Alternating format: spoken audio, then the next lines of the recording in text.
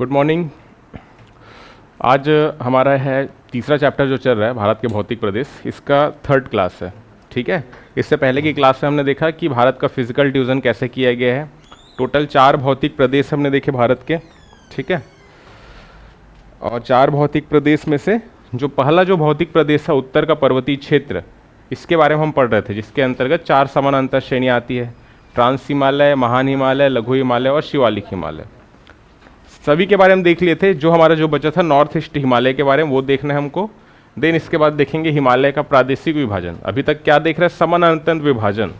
समानांतर के मतलब अंतर्गत क्या देखते हैं कि बेसिकली 4 समानांतर रेंजेस हैं, नॉर्थ टू साउथ, ट्रांस, महान, लघु, शिवालिक। और प्रादेशिक विभाजन देखेंगे मतलब कि अगर हम बात करेंगे तो क्षैतिज रूप से देखेंगे, है ना, नदी घाटी के मोड़ के आधार पर जो हिमालय का डिवीज़न किया गया है वो सारी चीज़ें क्या है। तो उत्तर का पर्वतीय क्षेत्र हम कवर कर रहे हैं अभी। 4 भौतिक प्रदेश में से एक भौतिक प्रदेश है ना। अब इसमें भी अगर हम बात करें तो लास्ट क्लास में कहाँ तक देख लिए थे? शिवालिक हिमालय तक देख लिए थे लास्ट क्लास में। नॉर्थ ईस्ट हिमालय हमारा जो बचा था उससे स्टार्ट करते हैं आज।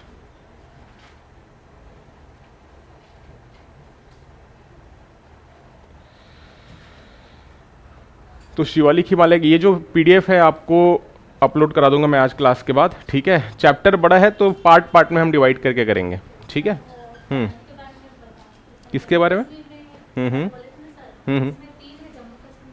हाँ, जम्मू कश्मीर में काफ़ी सारे टनल है। ठीक है, जैसे पीर पंजाल रेलवे टनल है जो सबसे लंबा है, 11.22 किलोमीटर। ठीक है, इसके अलावा जैसे मैंने बताया था श्यामा प्रसाद मुखर्जी, है ना, जिसे चेनानी नासरी टनल भी कहते हैं, 9.28 किलोमीटर।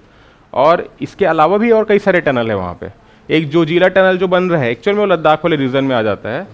बनने के बाद वो हो सकता है भारत का सबसे लंबा टनल, है ना। अभी उसका निर्माण कार्य चल रहा है। जोजिला एक्चुअल में श्रीनगर को कनेक्ट करता है लेह से। अब होता है क्या है, साल भर बर्फबारी होते रहता है, तो जब गर्मी का जब टाइम रहता है उसी टाइम पे रास्ता खुला रहता है। उसके बाद फिर से ठंड बारिश के टाइम में बर्फबारी होगा तो रास्ता बंद हो जाता है। तो लेह एक तो ऐसे ही आइसोलेटेड है। ठीक है, लेह को कनेक्टिविटी कहाँ से मिलेगी? लेह की जब बात कर रहे हैं मतलब इस वाले रीजन में बात कर रहे हैं ना। कहाँ पर? यहाँ पर आपको देखने को मिलेगा लेह। यहाँ पर है जम्मू, ये हो गया श्रीनगर। ठीक है, इधर हम लोग आज देखेंगे हिमाचल प्रदेश से। हिमाचल प्रदेश से भी अगर बात करें तो यहाँ पे लाहौल स्पीति है ना। तो लेह जाने के लिए एक तो ये वाला मार्ग है। ठीक है, एक तो इधर से जा सकते हैं, यानी कि श्रीनगर से जा सकते हैं लेह, या लाहौल स्पीति से जा सकते हैं लेह। ठीक है, यहाँ पास आपको एक दर्रा मिलेगा, यहाँ पे मनाली है जैसे, और मनाली से जैसे जाना है लाहौल स्पीति, तो यहाँ पे बनाया गया है अटल टनल।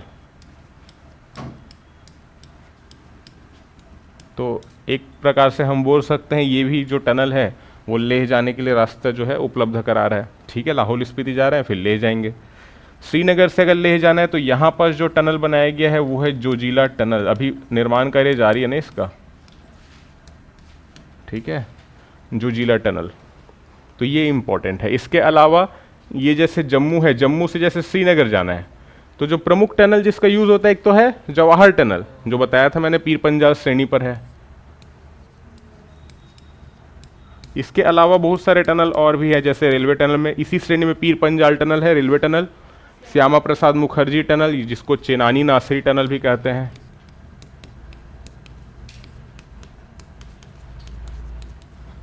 ठीक है,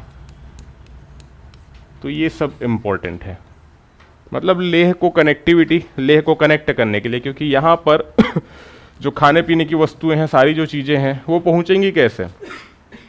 ये क्षेत्र ऐसा तो नहीं कि खुद कृषि, इवन खाद्य सुरक्षा के लिए भी अपने आप में आत्मनिर्भर नहीं है, ऑल ओवर इंडिया पे डिपेंड है ये। यहीं से सामान जाएगा तब वहाँ पर खाना पीना कर पाएंगे लोग। ठीक है, वहाँ की ज़मीन तो ऐसी है नहीं ना, वहाँ पे बारिश ऐसा हो रहा है कि बहुत ज़्यादा उत्पादन कर पाएँ, इसलिए कनेक्टिविटी ज़रूरी है। तो 6-6 महीने अगर बर्फबारी होगा, कनेक्टिविटी अगर बाधित होगी, फिर वहाँ के लोगों का जीवन यापन सही से नहीं हो पाएगा, इसलिए टनल इम्पोर्टेंट है। ठीक है, तो ये तो हो गया जो हमने पिछली क्लास में डिस्कस किया था। मैंने आपको बोला था 5 टनल याद करके आने के लिए। कोई याद करके आया है? इतना आसान काम भी नहीं करते हो। क्या करना है, गूगल में सर्च मारना है, मिल जाएगा सारा चीज़, और क्या है, बुक पढ़ने की आवश्यकता नहीं है। नोट्स कई सारा आज के टाइम पर सुविधा है ना, इंटरनेट से बना सकते हैं। पहले के टाइम पर तो बुक के ऊपर डिपेंड रहते थे और बुक में भी डेटा अलग अलग, ठीक है। तो अभी के टाइम पर तो ऐसा नहीं है। कई सारे क्या होता है, ऑथेंटिक वेबसाइट है, जैसे आप गूगल सर्च करोगे तो गूगल में तो सबसे पहले तो आजकल एआई सबसे ऊपर में जो इन्फॉर्मेशन देता है उस पर डिपेंड मत रहना, वो 10 सोर्स से निकाल के देगा। आप ऑथेंटिक सोर्स पे जाना, जैसे कि कुछ गवर्नमेंट के वेबसाइट हो गए या कोई और फेमस वेबसाइट की अगर हम बात करें जो एजुकेशन के फील्ड में अच्छा कर रहे हैं, है ना, उनके वेबसाइट में जो डेटा है उसको रिफ़र कर सकते हो, ठीक है। जो एआई इन्फॉर्मेशन देता है ना शुरू में रहेगा लगभग 90% ठीक रहेगा, बट डेटा में ऊपर नीचे हो सकता है, ठीक है। तो अब आज की क्लास में स्टार्ट करेंगे पूर्वांचल हिमालय या उत्तर पूर्व हिमालय भी बोल सकते हैं इसको, या आप बोलेंगे नॉर्थ, ये पूर्वांचल, ठीक है, या इसको आप बोल सकते हैं उत्तर पूर्व। उत्तर पूर्व को हम पूर्वोत्तर भी लिख सकते हैं, सब एक ही है ना, कंफ्यूज नहीं होना है। इंग्लिश से बोलेंगे तो नॉर्थ ईस्ट। तो ये कुछ प्रमुख पहाड़ियाँ हैं जो नॉर्थ ईस्ट हिमालय के अंतर्गत आएंगी, है ना। और पिछली क्लास में जो हम मैप के माध्यम से जो देख रहे थे चीज़ों को, जो मैंने आपको प्रमुख पहाड़ियों के नाम जैसे बताए थे, जैसे कि शिवालिक के अंतर्गत हमने देखा था जम्मू हिल्स, धंग, डुंडवा, चूरिया घाट, ये सारा चीज़ देखे थे मैप के माध्यम से। ये कुछ फैक्ट है आपको जो आपको मिल जाएगा इस PDF में, ठीक है। बाकी मैपिंग वैसे ही करना है जैसे मैं बताया था, आपको याद उसी प्रकार से करना है ना। लघु हिमालय में हमने क्या क्या देखा था, पीर पंजाल, धौलाधर, मसूरी, नागटिब्बा उत्तराखंड में, महाभारत नेपाल में, है ना। इसके अलावा महान हिमालय में हमने माउंटेन पीक्स देखा था, चोटी, तो ये सब प्रमुख चोटी है, ठीक है। इसमें कम है, मैंने मैप में ज़्यादा बताया था आपको, है ना। तो मैप के हिसाब से ही चीज़ों को याद रखना है। अब हम देखेंगे शिवालिक हिमालय के बारे में। तो शिवालिक हिमालय के अंतर्गत मैपिंग करते हैं ना, कौन कौन सी पहाड़ियाँ कौन कौन से राज्य में आती है।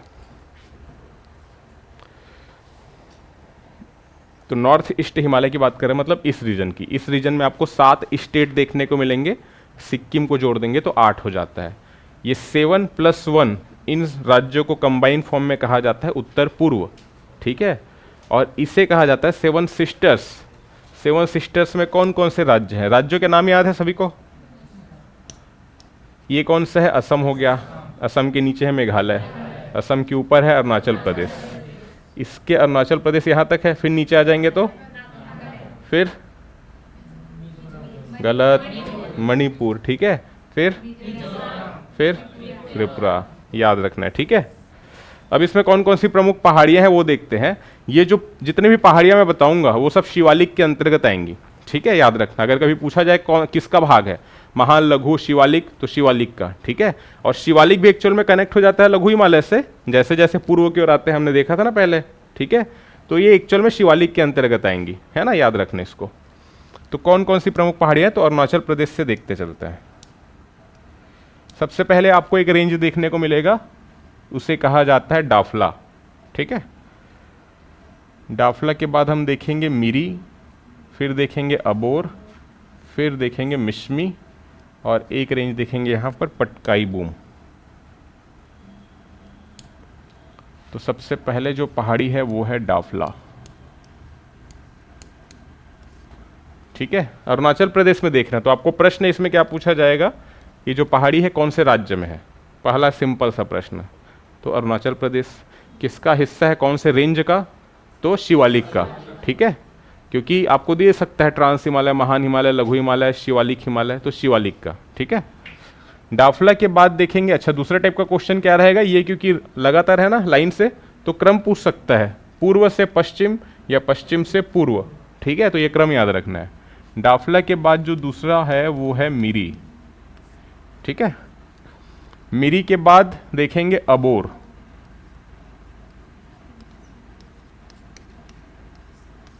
और अबोर के बाद जो रेंज है वो है मिस्मी, ठीक। तो इधर मिरी है, मिरी पहले आएगा, मिस्मी बाद में, ठीक है ना। डाफला, मिरी, अबोर, मिस्मी, इसको लिख सकते हैं DMAM, ऐसे याद रख सकते हैं, बट 2 M है, तो पहले मिरी है फिर आएगा मिश्मी, ठीक है। और ख़ास बात यहाँ पर यह है कि ये जो पहाड़ियों के नाम हैं वो यहाँ पर निवास करने वाली जनजातियों के नाम पर है। तो एक प्रश्न ऐसा पूछा है कि मिश्मी जनजाति कहाँ पर निवास करती, तो अरुणाचल प्रदेश। ठीक है, डाफला, मिरी, अबोर, मिश्मी, ये सभी जनजातियों के नाम भी है। ठीक है ना, ये जनजातियाँ निवास करती, इसी कारण से पहाड़ों में निवास करती है, इस कारण से पहाड़ियों का नाम भी जनजाति के नाम पर। दक्षिण की ओर आ जाएंगे तो जो पहाड़ी हम देख रहे हैं वो है पटकाई बूम।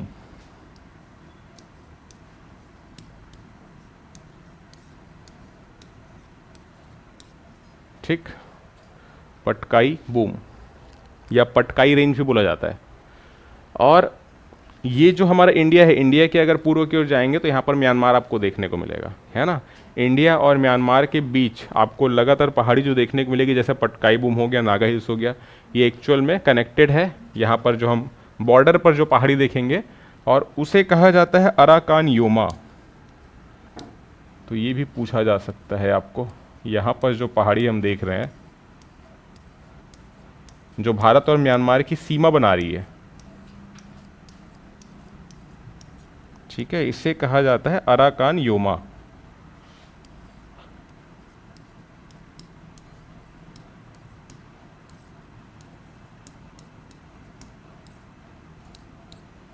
भारत और म्यांमार की सीमा बना रही है। ठीक है, तो 5 पहाड़ियों के नाम आपको याद रखने हैं अरुणाचल प्रदेश में। ये अबोर और मिश्मी जो पहाड़ियां हैं, इसी के बीच से इंटर करती है ब्रह्मपुत्र नदी अरुणाचल प्रदेश में। ठीक है, जैसे ब्रह्मपुत्र नदी कुछ इस प्रकार से प्रवाहित हो रही है पश्चिम से पूर्व की ओर, तो ये इंटर करेगी अबोर और मिश्मी पहाड़ियों के बीच से। अरुणाचल प्रदेश से पहले इंटर करेगी, फिर आएगी असम में, असम में इंटर करने के बाद फिर पूर्व से पश्चिम की ओर डायरेक्शन में बहेगी। अब पहले तो पश्चिम से पूर्व जा रही थी, जो कि तिब्बत में देख रहे हैं, चाइना में। इंटर करेगी जब कहाँ पर, अरुणाचल प्रदेश में, फिर इंटर करेगी असम में, फिर अब डायरेक्शन क्या हो जाएगा, पूर्व से पश्चिम की ओर। ठीक है, और इस प्रकार से फिर ये बांग्लादेश में इंटर करेगी, और इधर से ना जो हमारी गंगा नदी प्रवाहित हो रही है उसमें आकर के मिल जाएगी। ये कुछ इस प्रकार से अगर बात करें तो गंगा इस प्रकार से प्रवाहित हो रही है, ये आएगी तो गंगा में मिल जाएगी ब्रह्मपुत्र, और फिर इस प्रकार से गंगा नदी को क्या कहा जाता है बांग्लादेश में? गलत। जब ब्रह्मपुत्र को क्या बोलते हैं बांग्लादेश में, बताओ? ये तो हो गई गंगा नदी, ठीक है, नहीं, बांग्लादेश में गंगा नदी जब इंटर करेगी ना, कहाँ पर, बांग्लादेश में, तो इसे कहा जाता है पद्मा। ठीक है, पद्मा कहेंगे कहाँ पर, बांग्लादेश में, गंगा नदी को ही। ये बेसिकली हम देख रहे हैं यहाँ पे एक बैराज आपको देखने को मिलेगा इंडिया में, कोलकाता में, फरक्का बैराज, है ना।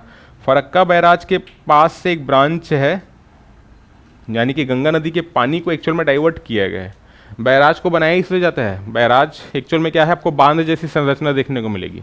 आप कई बार कुछ शब्द सुनेंगे, जैसे कि बैराज सुनेंगे, बांध सुनेंगे, एनिकट सुनेंगे। एक हो गया बैराज, ठीक है,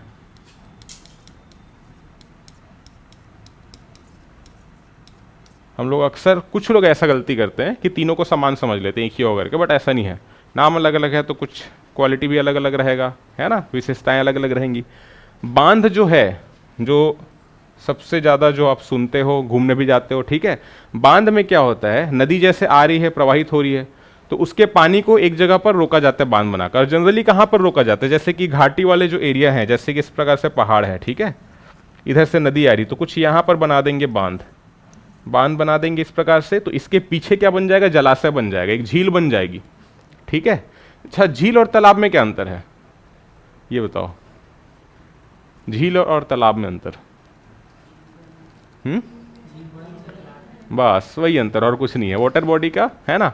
अब जैसे कि ना हम लोग उत्तराखंड में कई सारे झील पढ़ेंगे, नैनीताल है, भीमताल है, वहाँ पर ताल का मतलब होता है झील, ठीक है। और अभी कुछ टाइम पहले मैं गया था एक्चुअल में, ठीक है, तो जैसे हमारे यहाँ जो बड़े बड़े तालाब होते थे ना, कुछ झील वहाँ के ऐसे ही, जैसे नैनीताल है, भीमताल हो तो काफ़ी बड़े हैं, कुछ जैसे झील हैं, जैसे कि एक नल दमयंती ताल हो गया, एक कमल ताल है, तो वो तालाब जैसे ही था, ठीक है, तो काफ़ी छोटा है, फिर भी वहाँ पर ताल शब्द का यूज़ होता है झील के लिए। झील बोल रहे हैं बट बहुत छोटा है वहाँ पे, ठीक है। जैसे कि पहाड़ में क्या होता है, घाटी रहती है, तो एक तो नदी का पानी जैसे आ रहा है ना, और उसके बाद अगर नदी अपने साथ अवसाद लेकर भी आती है तो सेडिमेंट्स के कारण कई बार क्या होता है, जो नदी का घाटी से जहाँ से पानी निकल रहा हो रास्ता ब्लॉक हो जाता है, तो फिर पानी वहाँ पे हो जाता है स्टोर, और नदी अपना मार्ग परिवर्तित कर दी, फिर वो जो पानी कहीं पे स्टोर हो गया वहीं पे, तो फिर वो क्या बन गया, झील बन गया। तो ऐसे ही कई सारे झील बने हैं वहाँ पर हिमाचल प्रदेश उत्तराखंड में, ठीक है। अब जैसे मैं बता रहा हूँ बांध जैसे बनाया जाता है, तो जो घाटी वाले एरिया रहेंगे वहाँ पर इसे आसान रहता है बनाना, क्योंकि पर्वत के बीच में अगर बनाएंगे तो फिर रास्ता मतलब जलाशय के लिए एक जगह मिल जाता है स्टोर करने के लिए, ठीक है। तो बांध का मेन जो फोकस रहता है, मतलब क्या काम किस लिए बनाया जा रहा है, एक तो हो गया वाटर को स्टोर करना, वाटर को स्टोर करेंगे तो पीछे बन जाएगा जलाशय। स्टोर क्यों कर रहे हैं, ताकि जब देखो मानसून में आया बहुत ज़्यादा पानी गिरा, ठीक है, हमारे यहाँ जो जलवायु हो मानसूनी है, ठीक है, तो खास करके प्रायद्वीपीय भारत में बात करेंगे तो मानसून जब आया तो फिर क्या होगा, अगर नदियों में पानी ज़्यादा रहेगा, अगर रोकेंगे नहीं तो वो अल्टीमेटली जाके समुद्र में मिल जाएगा, तो हम उसका यूज़ नहीं कर पाएंगे, ठीक है। तो एक जगह स्टोर करेंगे और उसके बाद जब रिक्वायरमेंट रहेगी, बढ़ेगी नीड जब, तो अब उस पानी को रिलीज़ करेंगे और उसका यूज़ किस में कर सकते हैं, उद्योग में कर सकते हैं, ठीक है, उद्योग धंधों में करेंगे। एक तो ये हो गया इंडस्ट्रीज़ के लिए, क्योंकि वाटर चाहिए होता है, ठीक, पीने के लिए भी करेंगे, ठीक है। इसके अलावा कृषि तो सबसे प्रमुख ही है, ठीक है, कृषि हो गया। और कौन सा उपयोग है जो प्रमुख है, जल विद्युत, इलेक्ट्रिसिटी, क्योंकि यहाँ से पानी जब रिलीज होगा नीचे टरबाइन रहेगा उसको घुमाने का काम करेगा, तो जल विद्युत तो और भी ज़्यादा इम्पोर्टेंट है, ठीक है। तो ये कुछ प्रमुख है, उद्योगों के लिए पानी चाहिए, कृषि में चाहिए, पीने के लिए भी पानी चाहिए, जल विद्युत के लिए चाहिए। अच्छा, बांध बना के एक और क्या फ़ायदा हो जाता है कि पीछे जो रिजर्वायर बना, जो जलाशय बना, तो बहुत बड़ा झील बन गया, तो वहाँ पर टूरिज्म को बढ़ावा मिल जाता है, बोटिंग कर रहे हैं, घूमने आ रहे हैं, है ना, तो उससे भी तो रेवेन्यू जनरेट हो रहा है सरकार का। वो प्राइमरी फोकस नहीं रहता, वो तो हो ही जाता है, बनाएंगे तो फिर वो टूरिज्म डेवलपमेंट होगा ही। मेन जो फोकस रहता है जल विद्युत है, कृषि है, पीने के लिए पानी है, उद्योगों के लिए पानी है, ये सारे चीज़ है, इसलिए बनाया जाता है। तो बांध में तो स्टोर कर लिए पानी, ठीक है।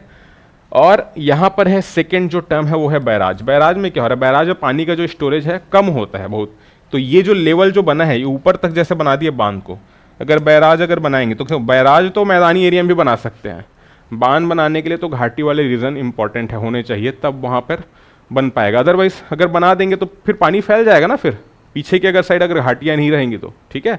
बैराज आप मैदानी एरिया में भी बना सकते हैं, और अगर घाटी क्षेत्र में बना रहे हो तो इसकी ऊंचाई जो रहेगी कम रहेगी, ठीक है, ऊंचाई रहेगी कम। इसका मेन पर्पस क्या है बनाने का, इसका मेन पर्पस है बैराज मतलब पानी को डाइवर्ट कर रहे हैं।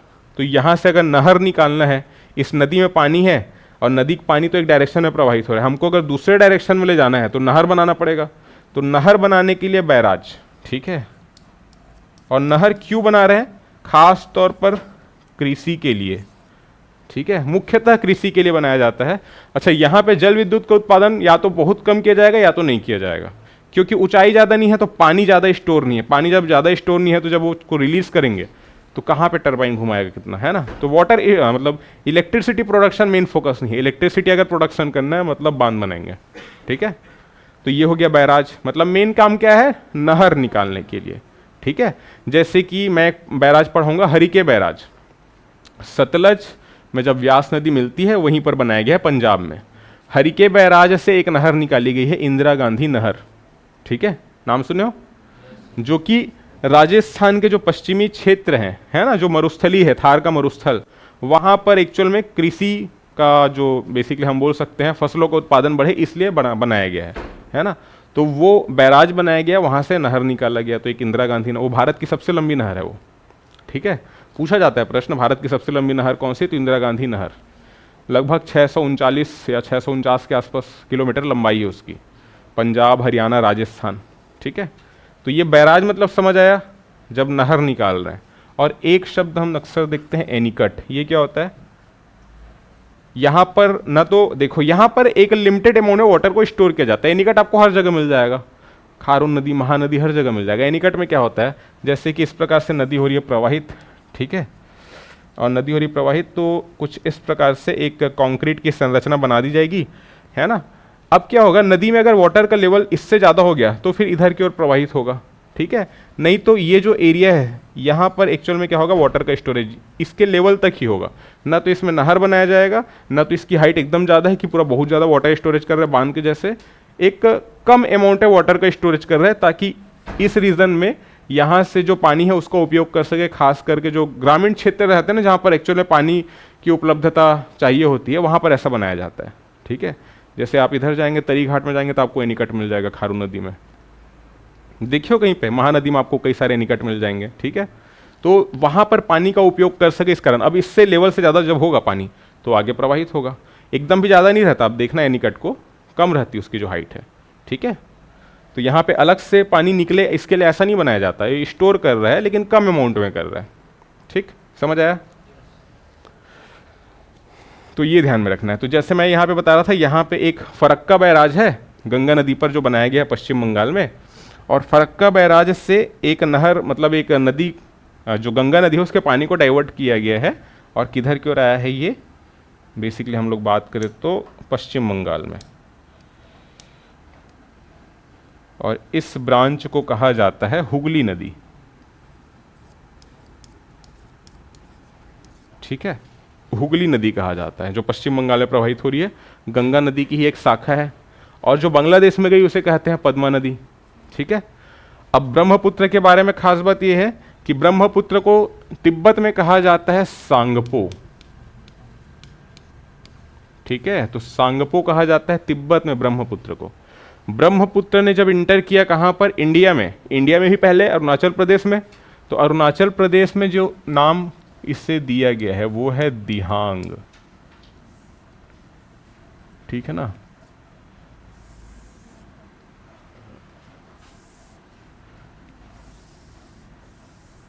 तो ब्रह्मपुत्र को अरुणाचल प्रदेश में कहा जाता है दिहांग, ठीक है। दिहांग कहा जा रहा है अरुणाचल प्रदेश में,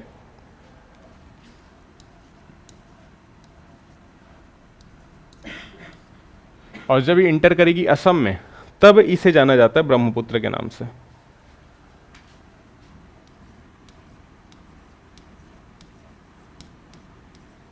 असम में कहा जाता है ब्रह्मपुत्र, ठीक है। असम में प्रवाहित होते होते फिर इंटर करेगी, एग्जिट करेगी इंडिया से और इंटर करेगी बांग्लादेश में।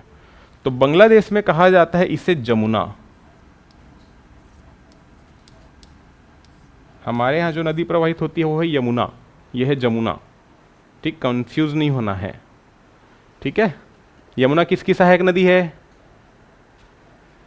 बताओ? यमुना किसकी सहायक नदी है? गंगा की सहायक नदी है। कंफ्यूज हो गए, भूल गए हो क्या? इतना तो पता होगा बेसिक। इलाहाबाद प्रयागराज जहाँ पर मिलती है ना, महाकुंभ अभी हुआ था कुछ टाइम पहले। अगला महाकुंभ कहाँ आने वाला है?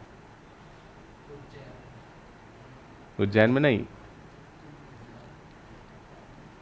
शायद नासिक में होने वाला है, मेरे भी कंफर्म नहीं है, शायद तक। ये सब करंट अफेयर आ जाता है भाई, इसको याद रखना, ठीक है। तो देखो ब्रह्मपुत्र के कितने नाम देख लिए, सांगपो तिब्बत में, दिहांग कहा जा रहा है अरुणाचल प्रदेश में, ब्रह्मपुत्र जो सबसे प्रमुख नाम है वो असम में है ना, और बांग्लादेश में जमुना। 4 नाम देख रहे हैं, है ना। तो ये ध्यान में रखना है। जमुना किसमें मिल जाएगी? पद्मा में मिल जाएगी। पद्मा कौन सी है? गंगा नदी है जो बांग्लादेश में कही जा रही है। अब यहाँ पर क्या होगा ना, एक और नदी आकर के मिलेगी यहाँ पर, बराक नदी, जो इंडिया में ओरिजिनेट होती है। नदी वाले चैप्टर में हम लोग पढ़ेंगे डिटेल से। जब बांग्लादेश में आती है बराक नदी तो उसे कहा जाता है मेघना, ठीक है। और यही मेघना जो है मिल जाती है एक्चुअल में, हम बोलेंगे देखो जमुना मिल गई पद्मा में, तो जो आगे जो शाखा है उसे किस नाम से जाना जा रहा है? पद्मा नाम से जाना जा रहा है, ठीक है। और पद्मा में फिर आकर के मिल जाएगी मेघना, और बांग्लादेश वालों के हिसाब से पद्मा मेघना में आकर के मिल जाएगी, ठीक है। इसी कारण जो आगे जो नदी बह रही है ये वाली, इसे क्या कहा जा रहा है? मेघना। तो मेघना नाम से ही ये बंगाल की खाड़ी में अपना जल गिरा रही है, ठीक है। क्लियर? ये नदी वाले क्लास में हम लोग पढ़ेंगे डिटेल से। तो अभी हम लोग कुछ पहाड़ियों के बारे में जो पढ़ रहे हैं वो देखते हैं।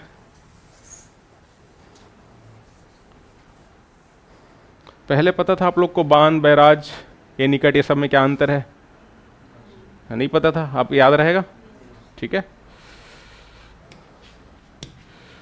चलो अब आगे की पहाड़ियों के बारे में देखते हैं। तो अरुणाचल प्रदेश की पहाड़ियाँ देख लिए, अब इसके बाद देखते हैं नागालैंड। नागालैंड, अब बाकी जितने भी है ना सब में एक एक पहाड़ी देखेंगे, बस नागालैंड की बात करेंगे। तो यहाँ पे जो आपको पहाड़ी देखने को मिलेगी उसका नाम भी इस स्टेट के नाम पर ही है, तो क्या बोलेंगे उसको? नागा हिल्स बोलेंगे। ठीक है, यहाँ पर जो हम पहाड़ी देख रहे हैं नागालैंड में, इसे कहा जाएगा नागा हिल्स। नागा एक्चुअल में जनजाति का नाम है ना? जनजाति के नाम के आधार पर इस राज्य का नाम पड़ा है नागालैंड। ठीक है, तो नागालैंड में देखेंगे नागा हिल्स। नागालैंड के नीचे क्या है? मणिपुर। मणिपुर में है मणिपुर हिल्स। ठीक है, मणि हिल्स या मणिपुर हिल्स जिसे कहते हैं। मणिपुर के नीचे आ जाएंगे मिजोरम है, यहाँ पास देखेंगे मिजो हिल्स। ठीक है, अभी लिखते चलूँगा मैं। और इसके बाद त्रिपुरा में देखेंगे तो इसे कहा जाता है त्रिपुरा हिल्स। तो पहले इनके नाम हम नोट करते हैं। सबसे पहले नागालैंड की बात करें तो नागालैंड में क्या हमने देखा? नागा हिल्स। नागा हिल्स या हिंदी में बोलेंगे नागा पहाड़ी। ठीक है, नागा पहाड़ी याद रहेगा। फिर देखेंगे मणि हिल्स यानी कि मणि पहाड़ी। अभी कुकी और मैती जो जनजाति है जिनके बीच टकराव चल रहा है वो मणिपुर में ही चल रहा है। न्यूज़ वगैरह में पढ़े होंगे, अभी भी चल रहा है, राष्ट्रपति शासन लगा है, सिचुएशन कंट्रोल नहीं हुई है ना? तो कुकीज़ और मैतीस है ना, ये दो ट्राइबल ग्रुप्स है एक्चुअल में मणिपुर में है, जिनके बीच एक्चुअल में क्या है ना, वो रिजर्वेशन पॉलिसी को लेकर के विवाद जो शुरू हुआ था, अभी तक थमने का नाम नहीं ले रहा है वो। तो मणि हिल्स हो गया। और फिर हम देखेंगे मिजो हिल्स यानी कि मिजो पहाड़ी। मिजो पहाड़ी को और एक नाम से जाना जाता है, वो नाम इंपॉर्टेंट है आपको, अगर एग्जामिनर पूछेगा तो उस नाम के बारे में पूछेगा। हाँ, इससे कहा जाता है लुसाई पहाड़ी। ठीक है, या लुसाई हिल्स। तो मिजो पहाड़ी को ही लुसाई पहाड़ी भी कहा जाता है। और फिर हमने क्या देखा? त्रिपुरा।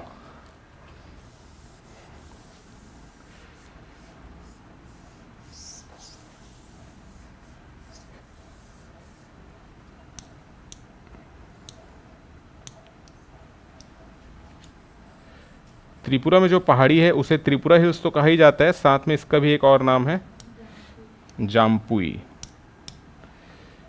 तो इससे हम जानते हैं त्रिपुरा हिल्स के नाम से या फिर जाम्पुई पहाड़ी कह सकते हैं।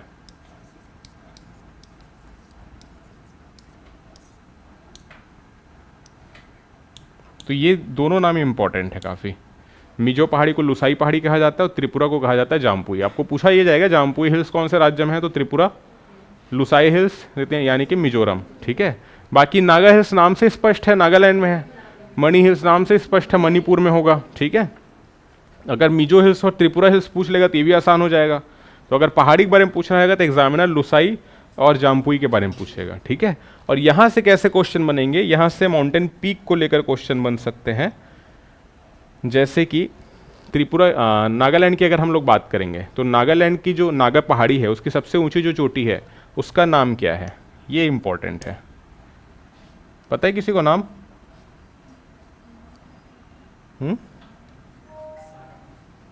ठीक है, सारामती। ये जो नाम है वो इम्पोर्टेंट है यहाँ पे। नागा पहाड़ी की जो सबसे ऊंची चोटी है इसे कहा जाता है सारामती।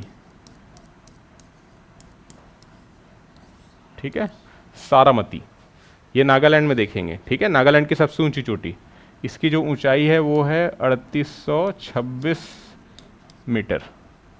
ठीक है, तो सारामती माउंटेन पीक के बारे में एग्जामिनर पूछ सकता है। नागा हिल्स को पूछेगा तो नाम से स्पष्ट हो जा रहा है, सारामती पीक के बारे में पूछ सकता है। मणिपुर हिल्स की बात करेंगे तो यहाँ पे है माउंट तेम्पू। ठीक है, माउंट तेम्पू इसका सबसे ऊंचा शिखर है, या इसे ना एक और नाम से जाना जाता है माउंट ईसो। ठीक है, माउंट तेम्पू या माउंट ईसो, ये आपको देखने को मिलेगा मणिपुर में। मणि हिल्स की सबसे ऊंची चोटी है। इसकी जो ऊंचाई है वो है 2994 मीटर या 2995 मीटर। ठीक है, ऊंचाई इम्पॉर्टेंट वैसे नहीं है, बट जैसे सारामती है इसका तो इम्पॉर्टेंट है, तो वो तो याद रखना है ना। बाकी नाम तो याद होने चाहिए, है ना। अब इसके बाद देखेंगे मिजो हिल्स या लुसाई पहाड़ी। तो इसकी जो सबसे ऊंची चोटी है उसे कहा जाता है, एक तो कहा जाता है ब्लू माउंटेन कहा जाता है, तो ब्लू माउंटेन भी इसका नाम है, जो माउंटेन पीक है। ब्लू माउंटेन के अलावा इसे पावंग पुई भी कहा जाता है। ठीक, ऊंचाई कितनी है इसकी?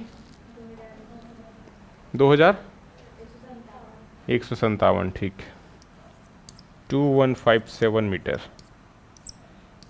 ठीक है, ब्लू माउंटेन या पावंग पुई, लुसाई हिल्स की सबसे ऊंची चोटी। और फिर देखेंगे त्रिपुरा यानी कि जाम्पुई पहाड़ी।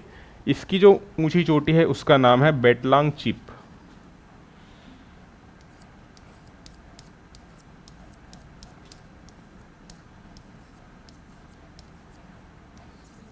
नौ 930 मीटर हाइट है बेटलांग चिप। ठीक है, जाम्पुई पहाड़ी में जो देख रहे हैं सबसे ऊंची चोटी।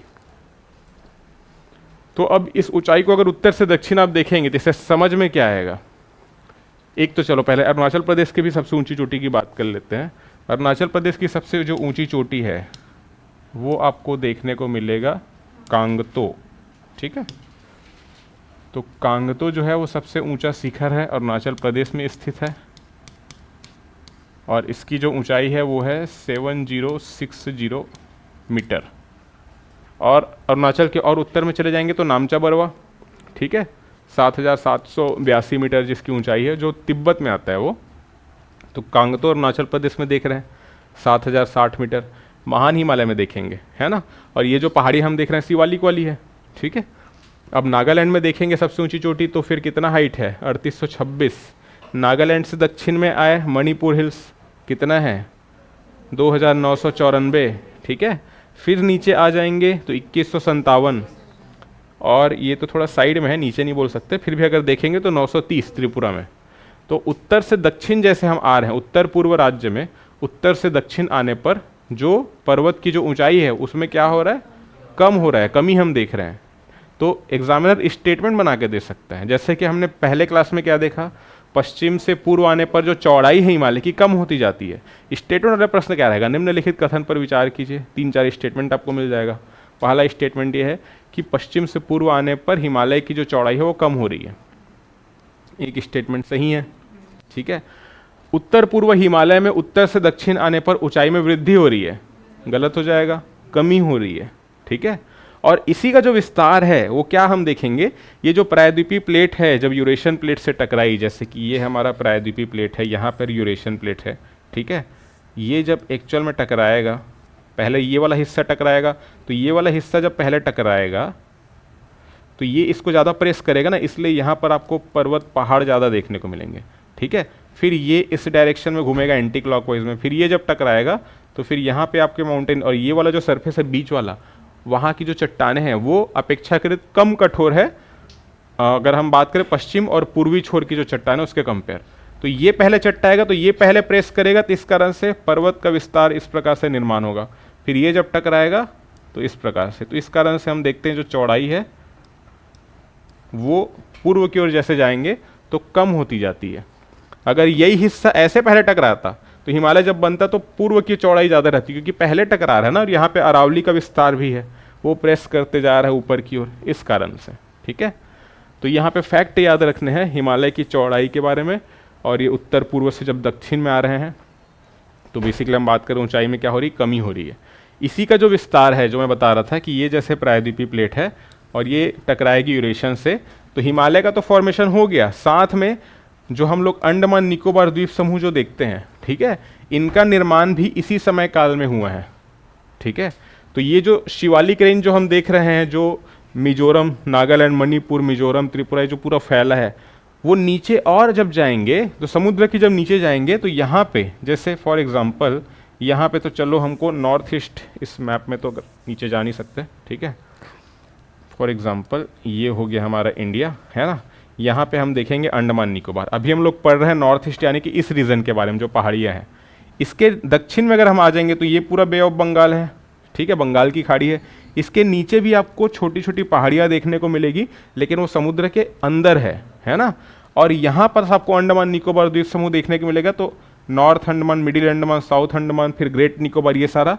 तो यहाँ पे जो पहाड़ियाँ हैं उनकी ऊंचाई ज़्यादा है, इसलिए वो समुद्र तल से ऊपर है। तो इसका भी जो निर्माण है इसी समय काल में हुआ है जब हिमालय बना है ना। अब जैसे मैं बता रहा हूँ, यहाँ पे जो देखें हम लोग ब्लू माउंटेन 2157 पावंगपुई मिजोरम में, त्रिपुरा में देख रहे हैं 930। तो ऊंचाई धीरे धीरे कम हो रही है, फिर इतनी कम हो गई कि समुद्र के नीचे, ठीक है। और उसके बाद फिर अंडमान निकोबार द्वीप समूह के पास फिर उभरी हुई है। तो अंडमान निकोबार में भी जो अंडमान द्वीप में बात करें तो तीन प्रमुख हैं, north Andaman, middle Andaman, south Andaman, ठीक है।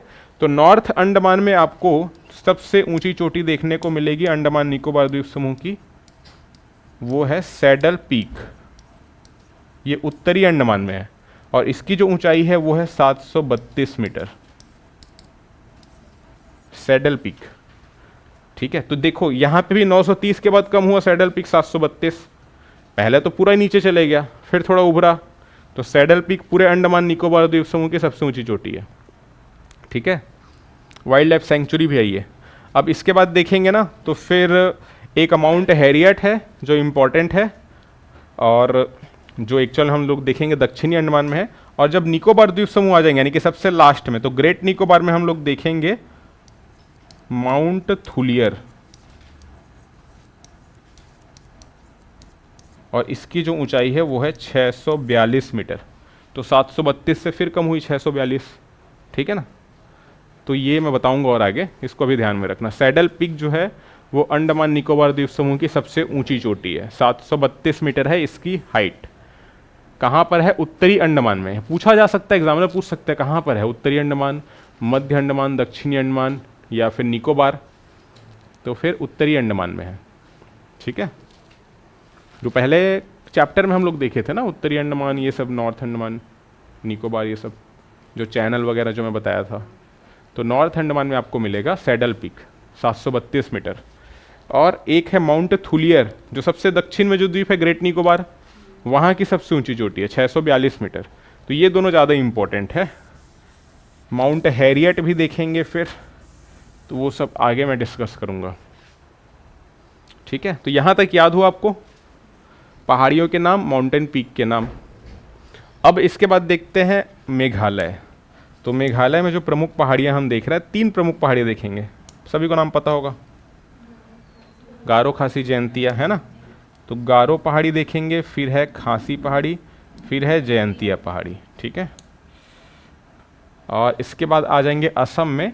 तो असम में एक पहाड़ी हम देखेंगे मिकिर, रेंगमा पहाड़ी देखेंगे, एक देखेंगे बैराल, और एक कार्बी ओंगलोंग जो जिले का ही नाम है, ठीक है। तो बात करते हैं पहले मेघालय की। तो एक हो गया गारो, और ये भी ट्राइब्स के नाम है ना, ध्यान में रखना। फिर है खासी, और फिर देख रहे हैं जयंतिया। गारो है, खासी है और है जयंतिया। ये 3 पहाड़ियाँ हैं, पश्चिम से पूर्व क्रम भी यही रहेगा, गारो, फिर खासी, फिर जयंतिया, ठीक है। इसकी जो सबसे ऊंची चोटी, ये जो पहाड़ी है ना, तीनों पहाड़ी, इसको कंबाइन फॉर्म में देखेंगे अगर हम, तो इनकी सबसे जो ऊंची चोटी है वो है नौकरेक। गारो, खासी, जयंतिया पहाड़ी की सबसे ऊंची चोटी नौकरेक, और वो आपको जिस पहाड़ी पर मिलेगी वो है गारो पहाड़ी पर, ठीक। तो इसका जो नाम है वो है नौकरेक। और नौकरेक क्या है? नेशनल पार्क भी है, राष्ट्रीय उद्यान भी है, ठीक है। इसकी जो ऊंचाई है वो है 1412 मीटर। नौकरेक की जो ऊंचाई है वो 1412 मीटर, गारो, खासी, जयंतिया पहाड़ी की। ये तीनों पहाड़ी हम कहाँ देख रहे हैं? मेघालय में देख रहे हैं। बट ओवरऑल मेघालय की जब बात करेंगे तो मेघालय की सबसे जो ऊंची चोटी है वो है शिलोंग पीक। शिलोंग क्या है? मेघालय की राजधानी है, ठीक है। शिलोंग पीक, और इसकी जो ऊंचाई है वो है लगभग 1900 मीटर के अप्रॉक्स है, ठीक है, 1925 के आसपास डेटा है ये। तो शिलोंग 1925 या 1965 आई थिंक, ठीक है। हाँ कुछ अलग अलग वैसे सिमिलर टाइप का है, 1900 मीटर से ज़्यादा है आई थिंक, 1965 मुझे याद आ रहा है, एक बार चेक करना पड़ेगा उसको, ठीक है। एग्जाम में एलिवेशन इसका शायद ना पूछा जाए, आपको एक नागा पहाड़ी का याद रखना है जो इंपॉर्टेंट है, सारामती वाला 3826। बाकी अभी तक पूछा तो किसी से नहीं गया है एलिवेशन, मतलब हाइट कितनी है, नाम इंपॉर्टेंट है ना। नौकरेक का याद रखना है, नौकरेक का पूछा जा चुका है 1412। और शिलोंग पिक का 1900 मीटर से ऊपर है, 1965 या 1930 ये दो में डाउट है, तो एक बार चेक करना पड़ेगा, ठीक है। तो एक्चुअल में क्या है ना, मेघालय जो राज्य है, मेघालय का पठार भी हम लोग पढ़ते हैं, मेघालय का पठार या जिसको शिलोंग प्लाटेयू बोलते हैं। तो शिलोंग पीक जो है सबसे ऊंची चोटी है, जहाँ पर शिलोंग जो शहर है वो बसा हुआ है, जो मेघालय की कैपिटल है, ठीक है। अब इसके बाद हम देखेंगे असम में जो है प्रमुख पहाड़ियाँ, तो असम में कौन कौन सी है। एक तो है मिकिर पहाड़ी, ठीक है, मिकिर पहाड़ी ये पूछा जा चुका है एग्जाम में। मिकिर पहाड़ी कौन से राज्य में है, असम में है। मिकिर के पास हम देखेंगे एक नीचे जो पहाड़ी है वो है रेंगमा, और ये भी पूछा जा चुका है, रेंगमा पहाड़ी, ठीक है। मिकिर हो गया, रेंगमा। इसके बाद जो पहाड़ी हम देख रहे हैं प्रमुख वो है बैराल। मिकिर, रेंगमा, बैराल। और एक जो पहाड़ी आप याद रख सकते हैं कार्बी आंगलोंग,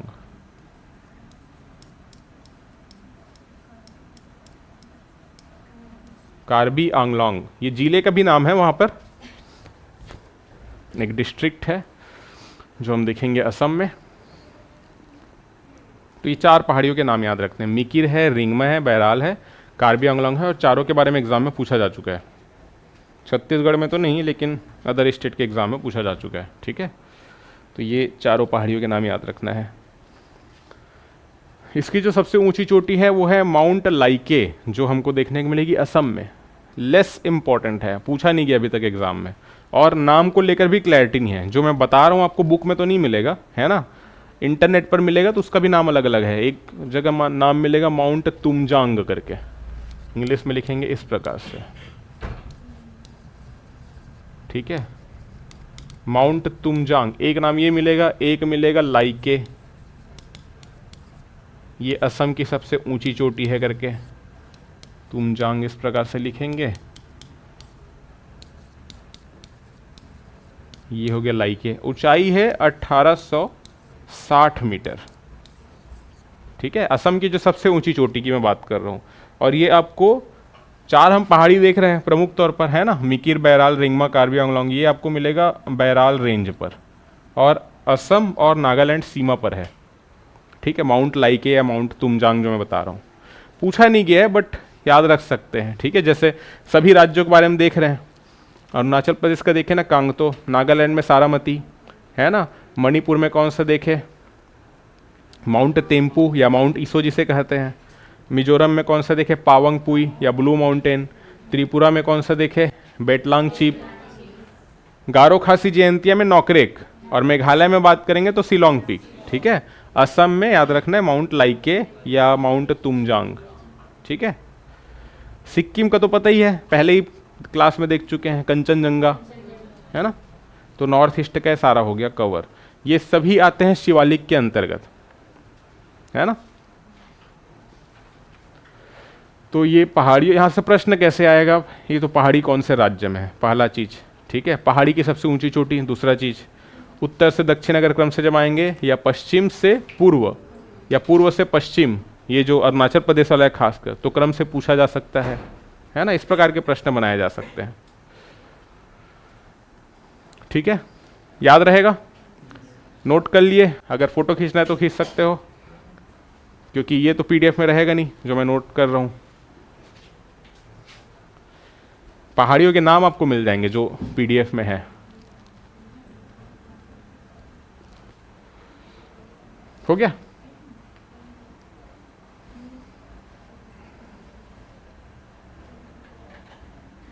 तो ये तो हम पढ़ रहे हैं उत्तर का पर्वतीय क्षेत्र, और ये हो गया शिवालिक वाला रीजन हमारा। अब इसके बाद ना, अभी तक हम देखें हिमालय के समानांतर विभाजन के बारे में, मतलब 4 समानांतर रेंजेस देखे जो पश्चिम से पूर्व की ओर जिसका विस्तार है, ट्रांस, महान, लघु, शिवालिक, है ना। अब इसका देखेंगे प्रादेशिक विभाजन। अब हिमालय का पूरा जितना पहाड़ पड़ना था वो सब देख लिए, अब क्या पढ़ेंगे, प्रादेशिक विभाजन। तो प्रदेश के आधार पर हिमालय को डिवाइड किया गया है। छोटा सा टॉपिक है, हो जाएगा जल्दी है।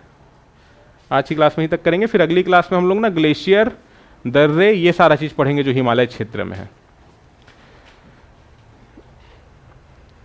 तो प्रादेशिक विभाजन की बात करें, प्रादेशिक विभाजन बोलने का मतलब है, देखो एक क्या हुआ, जो भारत के जो उत्तर के पर्वतीय क्षेत्र का अध्ययन किया, एक ब्रिटिश अधिकारी थे जो काफ़ी बड़े जियोग्राफर थे, ठीक है। उनका नाम था सिडनी बुरार्ड। तो उन्होंने क्या किया, समानांतर विभाजन तो हम लोग देख रहे हैं जो लगातार रेंज है, ठीक है, बट प्रादेशिक विभाजन किया उन्होंने, अपने खुद का अलग डेफिनेशन बनाया। और ये जो समानांतर विभाजन जो पहले है, समानांतर वाला तो प्राकृतिक रूप से है, ट्रांस हो गया, फिर ग्रेटर हो गया, फिर लेजर हो गया, फिर शिवालिक हो गया, ये तो प्राकृतिक है। अब जो विभाजन किया जाएगा प्रादेशिक, वो मानव निर्मित है, मतलब मनुष्य अपने सुविधा के हिसाब से बना रहा है। मानव निर्मित भी ऐसे है कि नदी घाटी के मोड़ के आधार पर डिवाइड किया गया है, ठीक है। तो ये हम देखेंगे ये किस व्यक्ति ने किया। ये जो व्यक्ति थे वो थे सिडनी बुरार्ड, ठीक है। तो पहले दिन का नाम याद रखना, सिडनी बुरार्ड ने क्या किया, हिमालय का वर्गीकरण या प्रादेशिक विभाजन जिस बेसिस पर किया वो नदी घाटी के मोड़ के आधार पर, है ना। कई सारी नदियां हैं जो इन क्षेत्रों से जिनका ओरिजिन होता है और वो प्रवाहित होती है, फिर नदी प्रवाहित हो रही तो घाटी बनाएगी, ठीक है। तो नदी घाटी के मोड़ के आधार पर डिवाइड किया। जैसे इस प्रकार से एक नदी प्रवाहित हो रही है, फिर एक नदी आ रही है, तो ये जो प्रदेश बना बीच का, इसे एक अलग नाम दिया गया। फिर एक नदी प्रवाहित हो रही है, तो ये जो प्रदेश बना इन दो नदियों के बीच का एक अलग नाम दिया गया, ठीक है। तो इस प्रकार से हम देखें तो प्रादेशिक विभाजन के अंतर्गत सिडनी बुरार्ड ने हिमालय का वर्गीकरण किया 4 आधार, मतलब 4 प्रदेश बताए, ठीक है, जो वर्गीकरण किया नदी घाटी के मोड़ के आधार पर, और इसके बेसिस पर 4 प्रदेश बताए। सबसे पश्चिम में देखेंगे तो कश्मीर हिमालय, ठीक है। इसके बाद हम देखेंगे पश्चिम से पूर्व की ओर अगर आ जाएंगे तो फिर देखेंगे कुमाऊं हिमालय। अब ये मैप थोड़ा आप लोग को ब्लर दिख रहा होगा शायद, क्योंकि मुझे दिख रहा है ब्लर, तो पीछे तो और दिख रहा होगा, ठीक है। पीडीएफ में सही से दिखेगा, है ना, या इस मैप में हम लोग ड्रॉ करते हैं, ज़्यादा बेटर है। तो सबसे पहले तो देखो सिंधु नदी ओरिजिन हो रही है, इंडिया में इंटर करेगी लद्दाख केंद्र शासित प्रदेश में, फिर इस प्रकार से प्रवाहित होते होते पाकिस्तान में इंटर करेगी और अरब सागर में अपना जल गिराएगी कराची के पास, ठीक है। तो एक तो यहाँ पे जो कटिंग देखेंगे हम लोग, ये वाला जो एरिया है, तो इस रीजन से लेकर के कहाँ तक, सिंधु नदी के मोड़ से लेकर के सतलज नदी के मोड़ तक। सतलज नदी की बात करेंगे तो राकसताल झील से इसका उद्गम हो रहा है, ये इंडिया में हिमाचल प्रदेश में इंटर करेगी, फिर पंजाब में इंटर करेगी, और फिर ये प्रवाहित पाकिस्तान में इंटर करेगी, और सतलज फिर मिल जाएगी चिनाब से, चिनाब आएगी, चिनाब में मिल जाएगी, फिर चिनाब और सतलज इसकी जो संयुक्त धारा है मिल जाएगी किसमें, सिंधु में, ठीक है। और चिनाब में ऑलरेडी झेलम है, रावी है, इसका पानी मिल चुका है, और सतलज में यहाँ पास व्यास नदी मिल जाएगी पंजाब में। तो जो पंचनद हम लोग कहते हैं, सिंधु और उसकी सहायक नदियाँ, सिंधु, फिर झेलम, फिर चिनाब, रावी, व्यास, सतलज, टोटल 6, सिंधु की 5 सहायक नदियाँ प्रमुख तौर पर, है ना। नदी वाले क्लास में देखेंगे डिटेल से। तो ये तो हो गया सिंधु नदी का मोड़, और पूरा हिमालय का विस्तार है पश्चिम से पूर्व। तो सिंधु नदी के मोड़ से लेकर के सतलज नदी के मोड़ तक पहला प्रादेशिक विभाजन किया हिमालय का, यहाँ तक हम लोग देखेंगे प्रमुख तौर पर, ठीक है। तो ये जो मोड़ है उसको कुछ इस प्रकार से बना देते हैं, यहाँ तक इसलिए क्योंकि यहाँ से इंडिया में इंटर कर रही है। शीप किला एक दर्रा हम लोग पढ़ेंगे, जहाँ से इंटर करती है सतलज नदी, शीप किला दर्रा कौन से राज्य में है, हिमाचल प्रदेश में है। तो ये जो प्रादेशिक एक विभाजन बना हिमालय का, नदी घाटी के मोड़ के आधार पर देख रहे हैं। तो कौन से नदी घाटी है, एक तो है सिंधु, सिंधु से सतलज। आपसे यहाँ पर जो प्रश्न बनेगा, हिमालय का प्रादेशिक विभाजन किया गया, किसने किया, तो सिडनी बुरार्ड ने किया। सिडनी बुरार्ड के अनुसार हिमालय का कितना, मतलब अगर बोल सकते हैं कौन कौन से प्रादेशिक विभाजन, मतलब कौन कौन से प्रदेशों में बांटा गया, तो 4 प्रदेशों में बांटा गया है। सबसे पहले देख रहे हैं कौन सा, कश्मीर हिमालय कहेंगे। सिंधु से सतलज नदी के बीच का जो हिमालय है इसे कहा जाता है कश्मीर हिमालय। कश्मीर हिमालय इसलिए बोल रहे हैं क्योंकि प्रमुख तौर पर जम्मू कश्मीर और रीजन है, बट साथ में ये पंजाब भी आ रहे हैं यहाँ पे। हालांकि पंजाब में हिमालय का विस्तार नहीं देखेंगे, बट नदियाँ का तो पानी प्रवाहित हो रहे हैं ना, सतलज की बात करें, व्यास की बात करें, तो कश्मीर के साथ साथ इसे पंजाब हिमालय भी कहा जाता है, इसी प्रदेश को। ठीक है, और अगर आपको ये पूछे कि हिमाचल हिमालय, तो हिमाचल प्रदेश वाला रीजन भी इसी में आ रहा है, तो हिमाचल हिमालय भी कहेंगे इसको। बट जो सबसे ज़्यादा जो चर्चित या प्रमुख नाम है वो है कश्मीर हिमालय। ठीक है, तो ये हो गया पहला प्रादेशिक विभाजन, किसके किसके बीच, सिंधु से सतलज नदी के बीच का। ठीक है, नाउ इसकी जो लंबाई की बात करेंगे हम लोग, पश्चिम से पूर्व, पूर्व से पश्चिम, ये जो लंबाई है वो कितनी है, तो ये भी इंपॉर्टेंट है। जो लंबाई आपको मिलेगी वो है 560 किलोमीटर, 560 किलोमीटर। ठीक है, जो लंबाई हम देख रहे हैं ये वाली 560 किलोमीटर। ठीक, तो प्रश्न यहां से ही बन सकता है, आपको 4 प्रदेश बताए गए और आपको पूछा जाएगा लंबाई के आधार पर इनको क्रम से जमाइए, जिसकी लंबाई ज़्यादा है वो पहले, या जिसकी कम है वो पहले, इस प्रकार से। ठीक है, तो वो भी याद रखना है। ठीक, सिडनी बुराड़ ने विभाजन किया, नदी घाटी के मोड़ के आधार पर विभाजन किया, कितने प्रदेश बताए, 4 प्रदेश बताए, चारों के नाम याद रखना है, कौन कौन से नदी के बीच प्रदेश है ना। जैसे पूछ सकते हैं सिंधु से सतलज नदी के बीच का जो हिमालय है उसे किस नाम से जाना जाता है, तो कश्मीर हिमालय। फिर इसकी लंबाई, ठीक है, तो 560। अब सतलज नदी के बाद हम लोग देखेंगे एक प्रमुख नदी है जिसे हम कहते हैं काली नदी। ठीक है, तो सतलज नदी के बाद अगर हम बात करेंगे तो एक नदी हम देखेंगे काली नदी। और काली नदी एक्चुअल में क्या है, उत्तराखंड यानी कि भारत और नेपाल की सीमा बनाने का काम करती है। ठीक है, तो ये भी इम्पोर्टेंट है कुछ इस प्रकार से।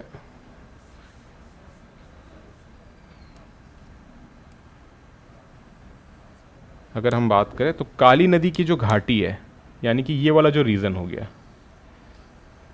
सतलज नदी से लेकर के काली नदी एक्चुअल में क्या कर रही है, भारत और नेपाल की सीमा बना रही है। इसी नदी के जल को लेकर विवाद भी रहता है। ठीक है, क्योंकि नदी क्या है, थोड़ा मार्ग परिवर्तन भी करती है।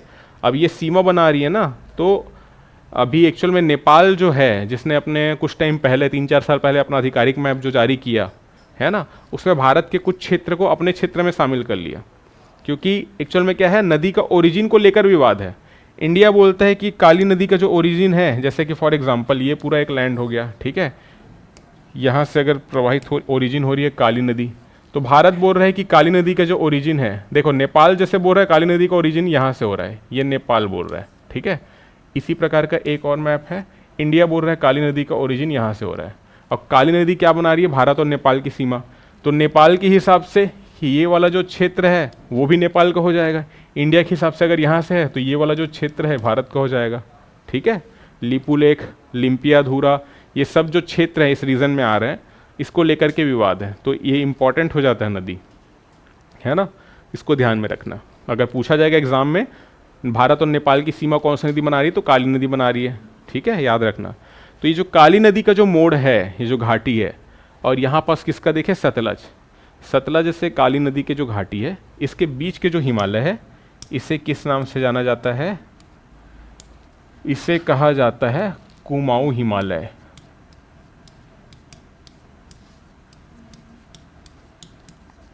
ठीक है, तो सतलज से लेकर के कहां तक, काली नदी,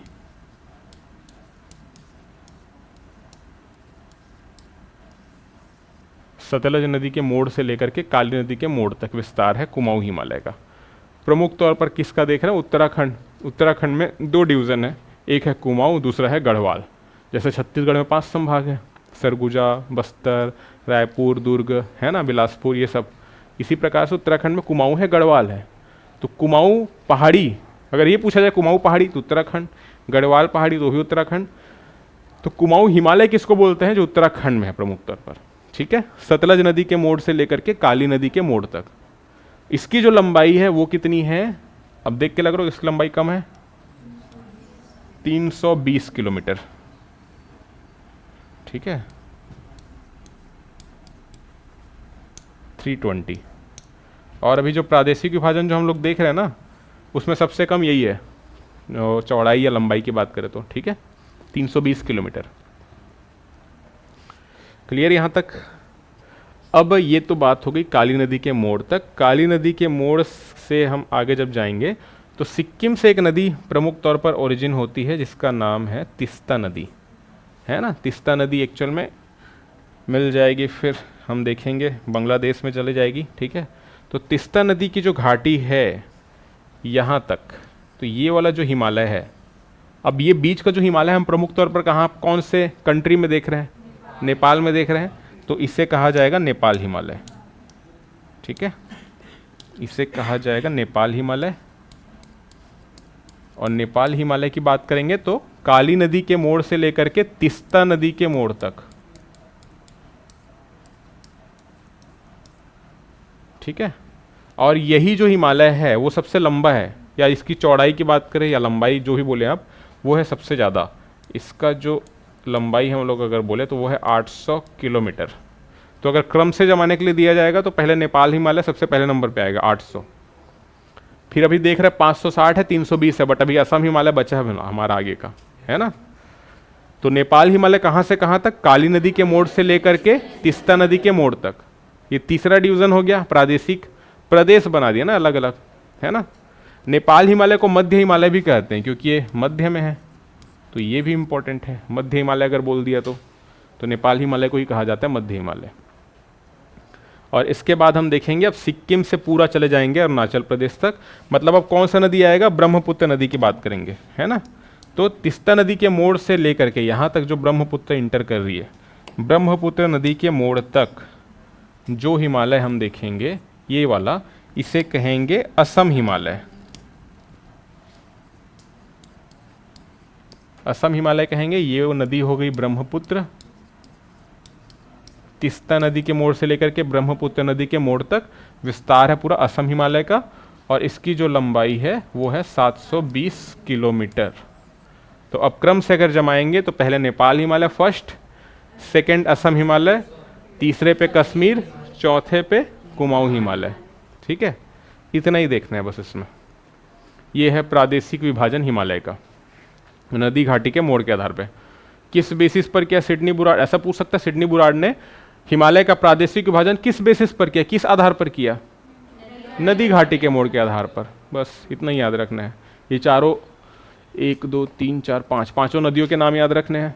सिंधु नदी, फिर सतलज, फिर काली नदी, तिस्ता नदी और फिर ब्रह्मपुत्र, ठीक है, याद रहेगा। और लंबाई याद रखना है। एक फैक्चुअल ऐसा पूछ सकता है नेपाल हिमालय की लंबाई कितनी? 800 किलोमीटर, है ना। एक ये पूछ सकता है कि प्रादेशिक विभाजन के आधार पर बताया, मतलब बढ़ते से घटते क्रम में जमाइए, जिस प्रदेश की लंबाई ज़्यादा है उसको पहले इस प्रकार से। तो सबके याद रखना है, ठीक है। हो गया ये पूरा।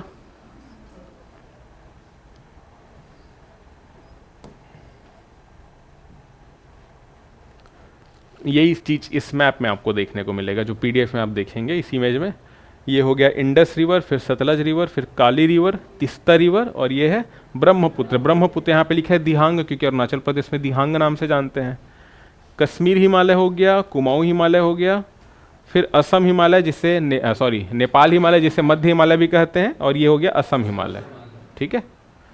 तो ये हमको देखना था। ये उत्तर के पर्वतीय क्षेत्र वाला जो टॉपिक है वो कंप्लीट हुआ हमारा। अब इसके बाद हम लोग देखेंगे ग्लेशियर के बारे में, अगली क्लास में देखेंगे। तो ग्लेशियर देखेंगे, फिर देखेंगे प्रमुख पर्वतीय दर्रे जो हिमालय वाले रीजन में दर्रे। देखो ग्लेशियर तो हमको हिमालय में ही मिलेगा इंडिया में अगर बात करेंगे तो, है ना। और दर्रों की जब बात करेंगे, दर्रा मतलब क्या है? रास्ता। तो हिमालय वाले जो दर्रे हैं उसको हिमालय इस क्लास में देखेंगे। फिर जब प्रायद्वीपीय भारत देखेंगे तो प्रायद्वीपीय भारत में पश्चिमी घाट, पूर्वी घाट, कहाँ कहाँ पर पर्वतीय दर्रे हैं वो सब देखेंगे उस वाले टॉपिक में, ठीक है। ताकि मतलब सीक्वेंस में चलेगा फिर सारा चीज़, ठीक। तो इसको हम डिस्कस करेंगे नेक्स्ट क्लास में। तो अभी तक पूरा समझ आया जितना पढ़े हैं हम लोग। पहला जो भौतिक प्रदेश है उत्तर का पर्वतीय क्षेत्र कवर कर रहे हैं। 4 समानांतर श्रेणी देखे, ठीक है। फिर प्रादेशिक विभाजन हमने कवर किया, छोटा सा था प्रादेशिक विभाजन, मेन तो समानांतर था। उसके अंतर्गत कई पहाड़ियों के बारे में हमने देखा, फिर पर्वत चोटियों के बारे में देखा, ठीक है। तो ये सारा चीज़ ध्यान में रखना है। रिवाइज करके आ रहे हो, पढ़े हो कि नहीं पढ़े हो? पढ़े हो सब? पूछूं कुछ क्वेश्चन? पढ़े हो कि नहीं पढ़े हो सब? बताओ कौन सा क्वेश्चन पूछूं? मुझे तो ऐसा लगता है कि सब आसान है। मैं पढ़ा रहा तो मुझे लग रहा है सब आसान है। सब याद ही होगा ऐसा लगता है। कौन सा क्वेश्चन पूछूं? अच्छा मुझे बताओ, नंदा देवी पर्वत जो है कौन से राज्य में, सभी को पता होगा? ऊंचाई कितनी है इसकी? 7,000। हाँ ठीक, पहले कुछ अलग बोल रहे थे ना, 100 बोल रहे थे क्या? हाँ 7,816। ठीक है। कामेत और त्रिशूल कहाँ है? उत्तराखंड में। आसान है बहुत। ठीक है। और क्या पूछूं मैं?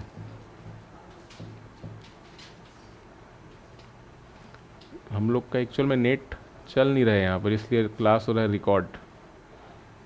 ऑनलाइन वालों को रिकॉर्डेड क्लास मिलेगा। और यहाँ से जाके क्लास देखते हो क्या रिकॉर्डेड वाला? नहीं है क्या? अच्छा यूट्यूब में है? यूट्यूब में नहीं आया होगा, एप्लीकेशन में ही अपलोड करेंगे शायद। नहीं है, बोलूँगा मैं क्लास के बाद।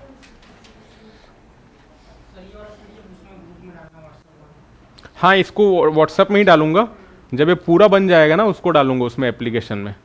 ये अलग अलग पार्ट पार्ट में काट कर करूँ, क्योंकि बहुत ज़्यादा साइज हो जाता है, 200-300 MB का हो जाता है पूरा चैप्टर का करूँगा तो अलग अलग ये PDF होगा 60-70 MB का, ये आधा है। अभी तो बाकी के 3 भौतिक प्रदेश बचे हैं। ठीक है। अच्छा ये बताओ मुझे, सिंधु नदी कौन कौन सी पर्वत श्रेणियों के मध्य प्रवाहित होती है? ये थोड़ा अच्छा क्वेश्चन लग रहा है, बताओ। बताया था ना क्लास में, नदी हम लोग पढ़ेंगे आगे, लेकिन मैंने क्लास में बताया था। बताओ पीछे, नहीं याद है कोई? ये पूछा जाता है भाई, प्रश्न ही है ना। बताओ थोड़ा बहुत गेस। काराकोरम, लद्दाख, जास्कर, महान हिमालय, कौन सा? हाँ सही है, लद्दाख और जास्कर। ठीक है, ये पूछा जाता है।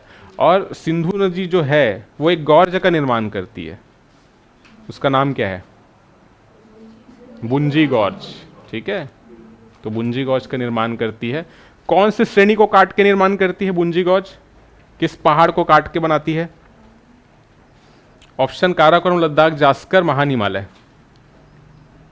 दो तो एलिमिनेट ही कर दो, काराकोरम और महान हिमालय। लद्दाख और जास्कर के बीच प्रवाहित हो रही है, मैंने बताया था लद्दाख श्रेणी को काट के बनाती है। याद आ रहा है? ये पूछा जाता है ना एग्जाम में, सब ध्यान में रखना। तो आज यहीं तक करते हैं फिर। ठीक है, अब इसके आगे जो क्लास हो गई हिमालय के बारे में ही देखेंगे, बट प्रमुख हिमनद देखेंगे, ग्लेशियर, फिर देखेंगे पर्वतीय दर्रे, और जो जो फिर इंपॉर्टेंट है बताते चलूँगा फिर मैं। उसके बाद फिर अलग भौतिक प्रदेश में जाएंगे, कौन सा? उत्तर का विशाल मैदान। उसमें ज़्यादा कुछ है नहीं पढ़ने का, ज़्यादा कुछ क्वेश्चन भी नहीं आते। ठीक है, तो बेसिक बेसिक जितना जो चीज़ है जो एग्जाम में पूछा जा सकता है वो सब डिस्कस करेंगे। फिर जो इंपॉर्टेंट जहाँ से बनता है वो है प्रायद्वीपीय भारत, वहाँ पे बहुत सारी पर्वत पहाड़ हैं, तो फिर से बहुत सारा चीज़ पढ़ेंगे वहाँ पर। ठीक है, और फिर लास्ट में फिर तटवर्ती मैदान, द्वीप समूह, तो वहाँ से फिर से कम हो जाता है फ्रीक्वेंसी क्वेश्चंस का। ठीक है, तटवर्ती मैदान मतलब जो हम लोग पढ़े थे, काठियावाड़ तट, कोनार तट, ये सब पढ़ेंगे, और द्वीप समूह यानी कि अंडमान और लक्षद्वीप की बात करें तो। ठीक है, तो आज यहीं तक करते हैं फिर।